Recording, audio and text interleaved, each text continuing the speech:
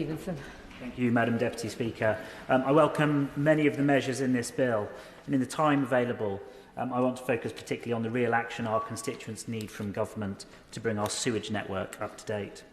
Too often and for too long, our constituents have paid the price for a failure of forward planning by the water industry. In September, my constituency in Mid Bedfordshire was a victim of exceptional flooding. In the aftermath, as we sought to take away lessons we could learn, so many stories involved raw sewage coming up into people's homes, gardens and flowing down their streets.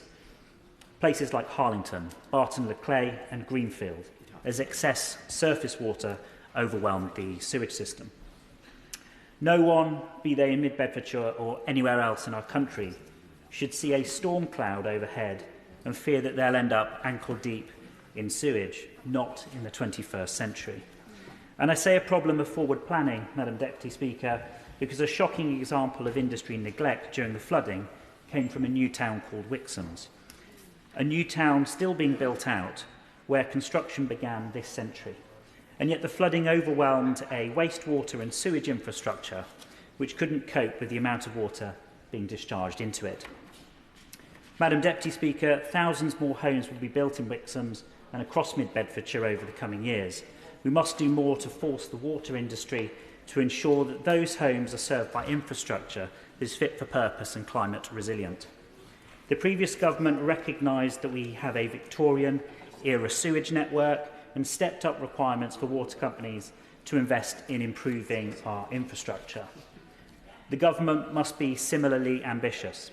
On the topic of flooding, Madam Deputy Speaker, I welcome Clause 4, which talks of the importance of nature-based solutions in drainage and sewage management plans, building on the previous government's work in its plan for water. I will happily give way.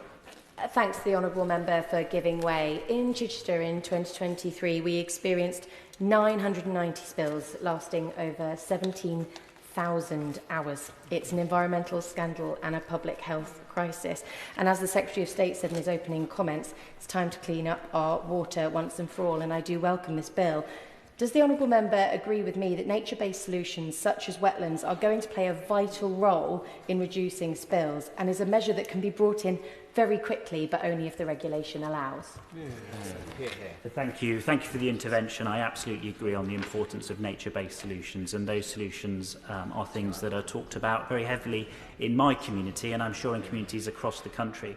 And they weren't necessarily things that were sort of spoken about 5-10 years ago, and I think we have a real opportunity to make a difference if we focus and deliver on nature-based solutions today.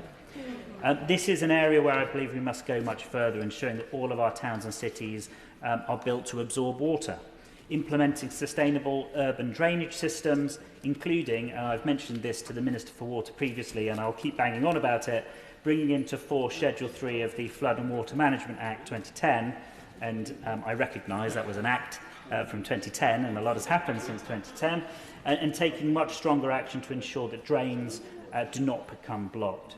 As I conclude, Madam Deputy Speaker, I should note that one way we could tackle the problem of abstraction and indeed of flooding is by backing projects like the Bedford to Milton Keynes Waterway Park, which would run through the Marston Vale in Mid Bedfordshire and help to channel water to where it is most needed. I hope the government will give this project the support it needs also. Thank you.